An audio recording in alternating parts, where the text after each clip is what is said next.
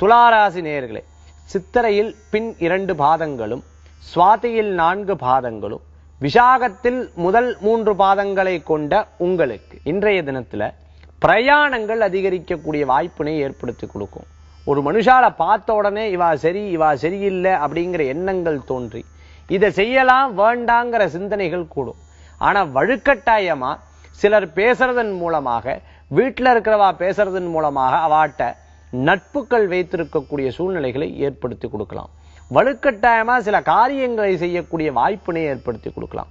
இருப்பினும் நீங்க நினைச்ச மாதிரி நிறைய காரியங்கள் நடக்கும்.